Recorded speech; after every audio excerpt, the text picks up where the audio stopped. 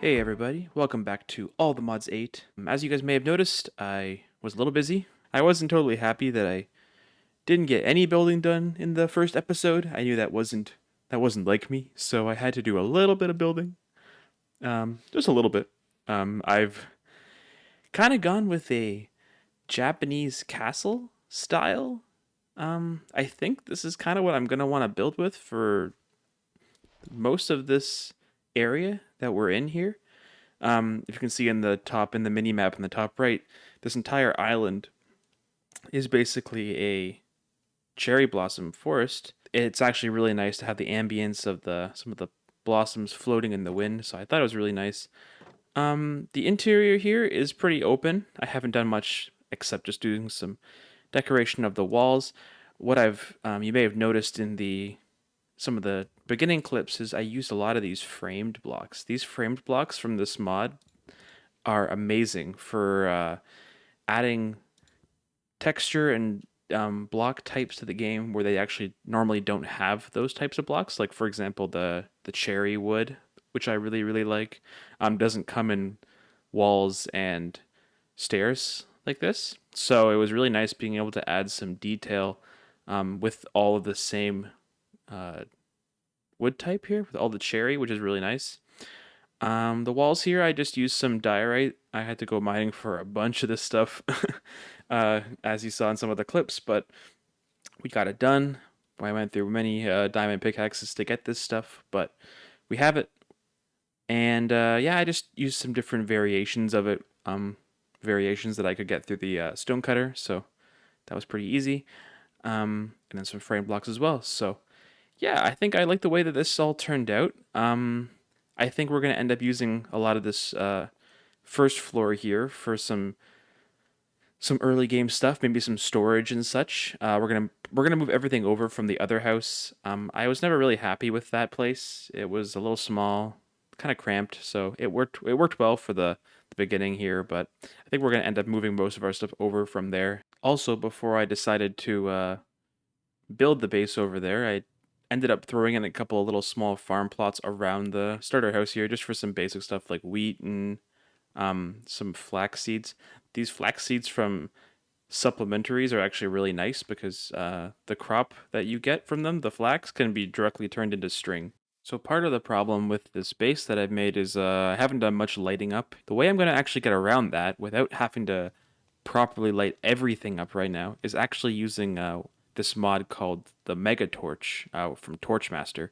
And this basically will, I believe, completely spawn proof an area of hostile mobs. I believe it's in a 64 block radius around the torch. So this is actually really handy. You can just put this, you can actually hide this away somewhere. It doesn't have to be visible, and it'll actually spawn proof the areas that don't look spawn proof, like in the dark corners. So it's actually also a nice way to have just some ambient darkness, dark lighting, or some shadowy areas without having to worry about mob spawning. So I think we're gonna end up crafting this. It's gonna require 2 diamonds, but we do have a couple left from our after our build session here, and then also just some logs and 2 blocks of gold here. Let's see if we can make it with this. There we go. Boom, a mega torch.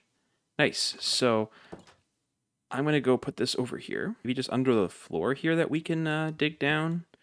Um, right here should be fine. And if we just place this mega torch and then put that on top of it, I believe that this entire base now should be mob safe, which is actually great because that means we can even just have probably a couple of mega torches throughout the entirety of this little island that we're on here, and this entire island will then be pretty much mob spawn proof.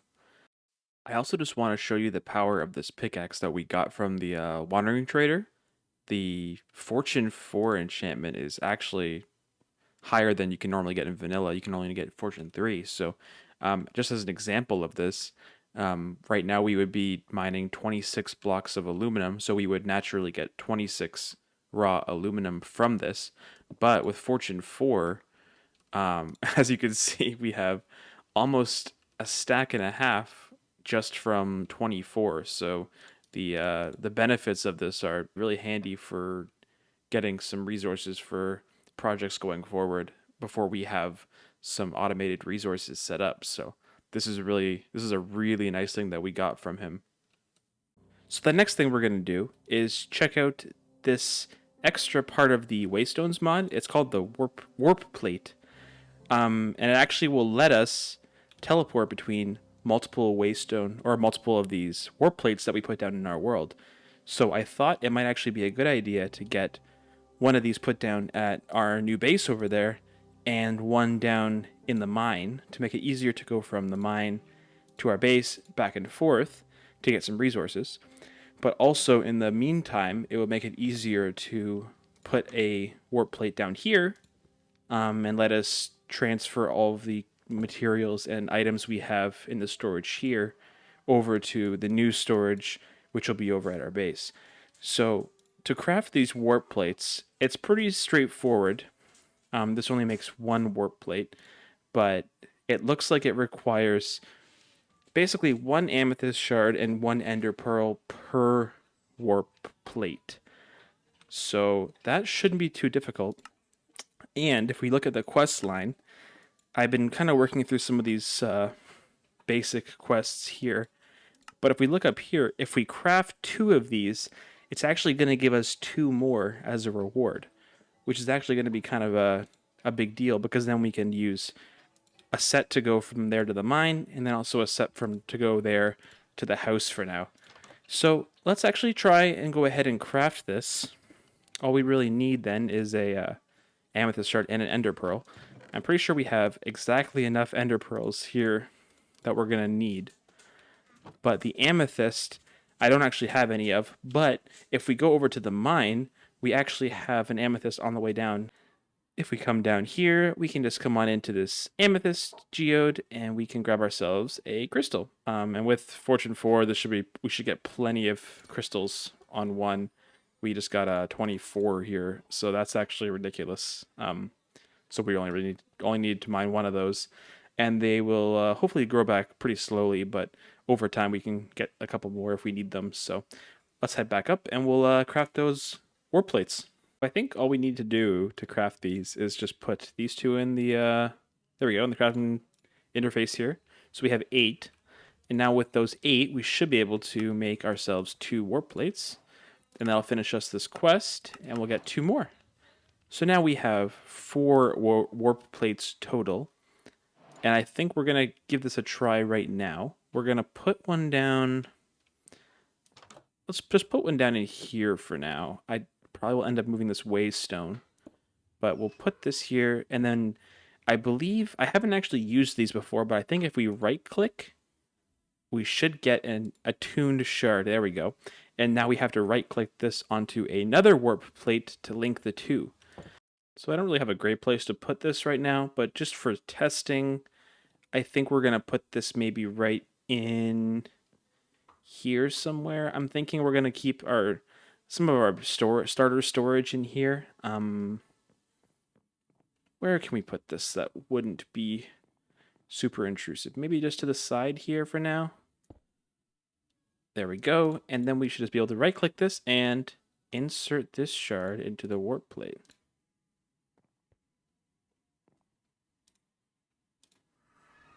Oh, it worked. So this isn't bound to a warp plate. There we go. Is this gonna work? Okay, I think that works. So I think we just have to walk over it. We don't have to click it anymore. So we should just be able to walk on it. And boom, there we go. So that's going to be a nice handy way to get ourselves back and forth from there. And then we're also going to set that up, I think, to go down into the mines to go mining. So let's actually go set that up right now. Okay, let's test this out. We should be able to go back. There we go. And then we just put in this other attuned shard. And we should have access to the mine. That is very convenient. And the nice thing about this is it's free. Sometimes waystones will cost experience points to travel in between. Sometimes within the same dimension, it's not. There is no cost, but this is nice. A nice clean way we can just walk on top and go where we need to go. One other thing I haven't completed is the teleport scroll quest here. The problem I have with this is that it's a one-time use, which we have really no use for now that we have these plates and also just the waystones that we find around the world and such. So, because of the cost of these, I know you get 3 per one craft, but we don't have any extra ender pearls to spare right now, and we don't really have any need for them, so I'm going to leave that quest kind of undone for now.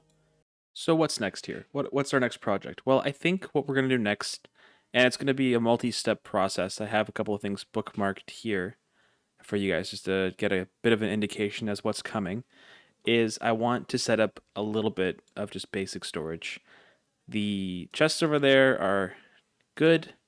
They give us a lot of space, and with the sophisticated storage upgrades, they've actually done pretty well at bulk storing some of the larger items that we have multiples of, but I think I'm ready for a small upgrade. I don't think we're quite ready to get into refined storage, which I think will be our mid to end game storage solution for the pack, along with a lot of the automation that it's offered with it, and it's really great.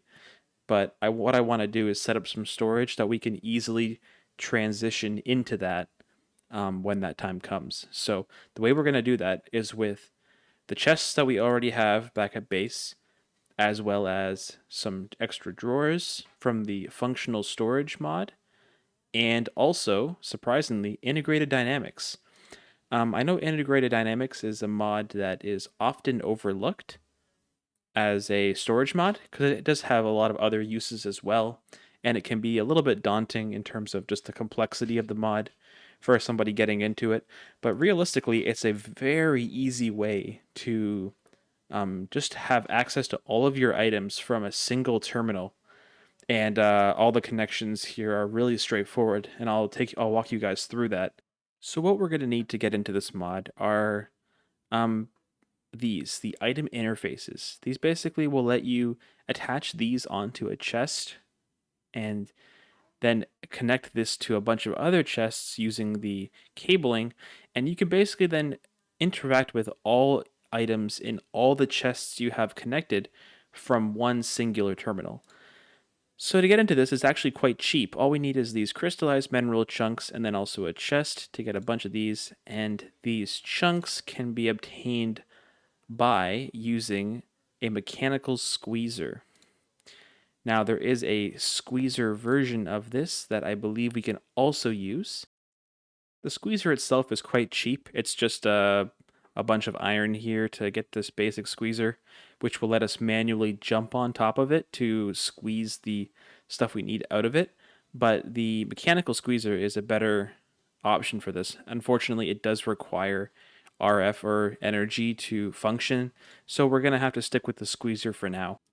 The squeezer can actually be used for a lot of things. We can do stuff like crushing or squeezing down sandstone into sand, and then also a lot of ore doubling options here. We do have the Fortune 4 pickaxe, so I think that's actually our better bet for now. But if you didn't have the Fortune 4 pickaxe, this is actually a pretty good option to getting a lot of early game resources, like doubled, and potentially even in copper's case, you can get quite a bit because it does drop more naturally. So it's not a bad option for doing other things like that. We put this squeezer down, and the pressure plate is actually what we need to reset the squeezer once we've fully jumped and squeezed something. And if we look here and we scroll down until we find what we're looking for, here we go, the mineral log. This is the log type that's added by the Integrated Dynamics mod, and it'll actually give us a fluid, which is this, doesn't seem to have a texture or a name here on the JEI here, but if we take the fluid bucket, put it into a drying basin, which we actually have back at base. I was using it to dry some rotten flesh out into leather. So if we bring this back over and set this down, put this into the squeezer, stand up here, jump on it a few times, until it's gone. There we go. And now we should have one bucket of that fluid in here that we should be able to bucket out. We might actually have to pipe this out. Let's see if we can pipe into this just like that. And if we extract, there we go. So now this should have enough here where this is going to be drying, I believe. There we go. And that's that. We have our block of crystallized mineral. So we do have a couple of these. You can actually get these from farming trees as well, but they take a little bit longer to farm that way. So I figured because we had so many of these logs that I was chopping down and just in working around, that it would be easier doing it this way. Now that I look at it, I'm going to have to move this one over because I need to be able to jump on the top. But let's do this again. So we jump, jump, jump. There we go, and that should just send it right back into there. And we get ourselves a block of crystallized mineral. Nice. Okay, so with this mineral, we can start making ourselves the things we need. So we need to go grab ourselves some... Got our crafting table over here. Little crafting station right now. We'll make ourselves some chests. There we go. And now we can make ourselves some inventory or some item interfaces. So unfortunately, I just realized that I am in fact missing something to make this setup kind of work the way I want it to. And in order to make the storage terminals, I have everything else. Everything else is fine. I have it all in my inventory here. But the storage terminal, which we need to kind of bring this all together, requires glowstone. And I don't have any glowstone that I've just found along the way. So I think I'm going to have to go to the nether to get some of that. This will probably end up moving at some point anyway, so let's go through the nether here and hope we can get ourselves some glowstone quickly. Oh, wow. Okay. This is quite the nether here. It's a very modded nether that I'm not used to seeing too much of, so I'm just kind of looking around, looking for some easy access to glowstone. And unfortunately, I don't really see any. And I really don't want to venture too far. I'm just going to mark a home portal, so we at least have a waypoint on our map. How to get back. Thankfully, I did wear some gold in here, so I am protected from the piglins. They're not going to get me. Oh, here's some glowstone. Nice. We get in here. We mine. 26. That is enough. I think we're going to call it there.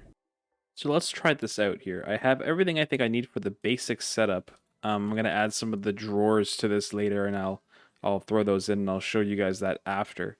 But I think what we're going to have is we're going to basically have chests and drawers pulled out one block from the back wall. So we're going to have then drawer here. So we'll just represent the drawers with these chests for now, like so. And then I think what we're going to have is in the middle here,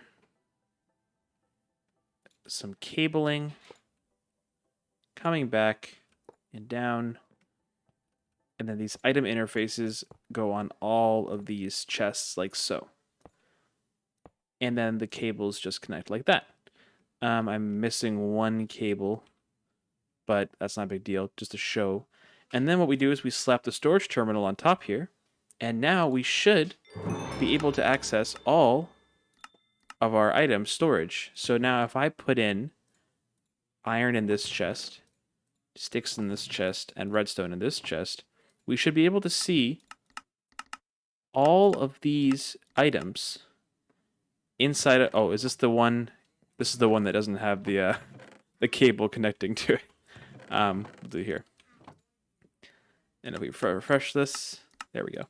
So now we have access to all of these items within one inventory, and we can take things out and put them back, and they will go back into random chests. There is a way we can on the back here set priorities. So if you want an item to go back into the same chest every time, you can set that priority to be higher for that chest, and it'll choose to go there before it chooses other chests to go into. So that's really handy if we have these in the back of drawers or stuff like that, because we always want items to go into their drawers first before we put them into the bulk chests and such.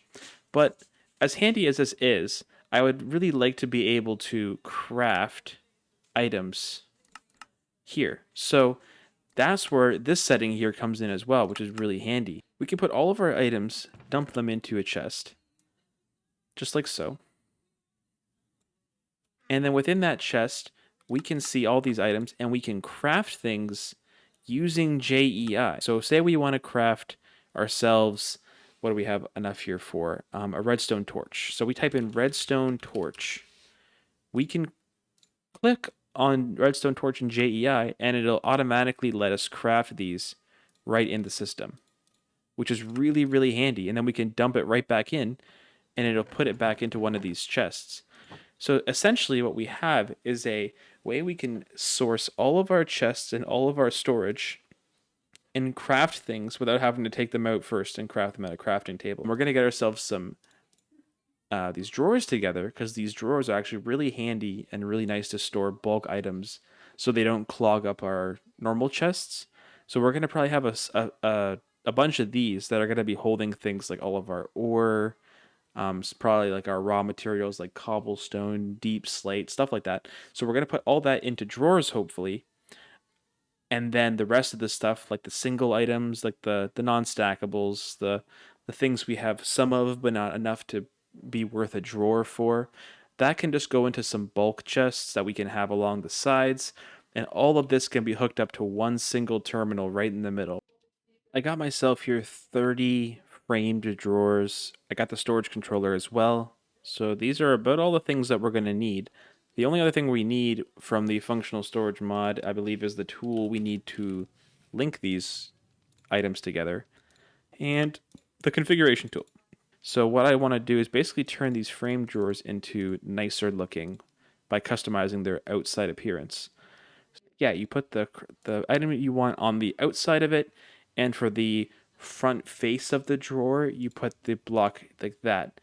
So basically what we have here is a nice frame drawer that takes a similar appearance to what we have already over there. And it's going to kind of blend in a lot nicer than the classic wooden drawers that you can get. I'm probably going to make a few of these, but I'm going to go take these over and set them up and see how they look and when we're going to sort them out. So we put down the drawer storage controller. The storage controller doesn't actually have to be touching the drawers, funny enough. If you ever played with the storage drawers mod, which is a different mod than the functional storage, the controller had to be touching the other drawers or also the trim to kind of connect them all together. But with this, you can actually just use the linking tool, shift right click on it, and you can then kind of drag over which drawers you want to connect, and you can kind of keep this hidden and out of the way, which is really handy. And we're going to put down some of these drawers that we want, and they have to be one block out from the surface, because we want the actual terminal itself to be right in the middle. So what we're going to do is we're going to just put a nice little center around like that. And I think what we'll do is we'll probably just fill it out to the sides and then maybe a little on the corners as well. Maybe we'll even change up the way we have the terminals set up. But what we can do is we can just take this now, put the cable here, put the terminal in the middle, and then connect these all into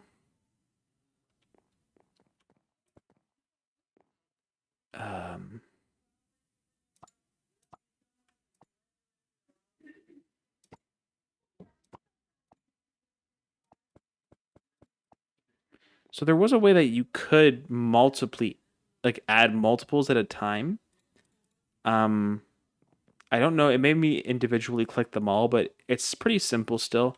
And now if we just right click this, all of these should be locked, which means that if we're importing items in, they'll only take the item that we've locked them with, which is handy for once we start adding this into like refined storage and stuff like that. So anyway, this now we should be able to see all of these items in this system once we hook up a inventory just to the controller. So now that makes it actually much nicer because we don't have to hook up an inventory node to every single drawer, just to the controller itself.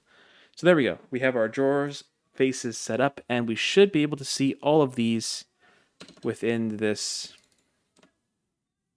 If it isn't for the there we go. So now we have all access to all these items right here, nice and easy, and we can craft with them. Awesome. So now that we have the premise of what we're going to do with this system, I'm going to take the rest of these framed drawers. We're going to probably build this up a little bit more. I think we're going to maybe fill this wall and also this wall with drawers. I might actually push these drawers back flush against this, and I might have the connecting or the crafting area be maybe right out here instead, maybe like just right above the floor. That way we can kind of come into our little crafting corner and we can make use of both of these walls for drawers. And then maybe if we want to have some extra storage, we can throw in some extra cabling and have some just bulk chests on the sides. And this should be really all we need for storage for a good little while. We can just keep adding to our drawers and such until we kind of fill our space. And eventually, once we do have refined storage, all we have to do is link in the refined storage system to our drawer controller, and then we can basically continue from there. Or we can just pack up all the drawers easy enough and move them around. So that's actually really handy to have. So I'm going to cut away. I'm going to clean up a little bit of this. I'm going to move some of these back, and we'll see what the final result looks like. All right, so this is a update here. I have kind of put most of the drawers that I think I'm going to keep. I don't think I'm going to... This guy... Anyway, so this is the chest wall. I think this is probably going to be as much as I put on for now. Some of the detail and stuff I'm not super happy with, so I'll probably go ahead and kind of polish some things up in between episodes in here. But yeah, these, just a quick note, are compacting drawers. And what these do, in case you aren't familiar, is they'll actually auto compact items that you put into them that can be compacted. So for example, the nuggets can get compacted into ingots and blocks. So it's easy to then craft with multiples variations of each type of resource. And it's also very handy when you get into the auto crafting stage of the pack, because then it can automatically just pull whatever it needs from these compacting drawers. These drawers up here are smaller 2x2 drawers, and these actually will have a little bit less overall storage per item than these single item drawers. But we do have quite a few where, you know, 8 stacks of an item is plenty for, at least for the meanwhile, for a lot of stuff. So that way we'll be able to get probably most of our storage into this drawer wall. And then anything else, I think what we're going to do is just take the remaining chests that I have over there already and probably just put them up here on the side. And we can hook them in with an inventory connector on the back. Either that, or we can put them on this side here. But regardless, we can then hook them up into our integrated dynamic system, and we should have a pretty decent early game storage here. So anyway, thanks for watching, everybody. I hope everyone enjoyed. If you did enjoy, please leave a like and a comment. Let me know how I could improve these videos, and tell me what you want to see next. So on that note, I will catch you all later. Bye.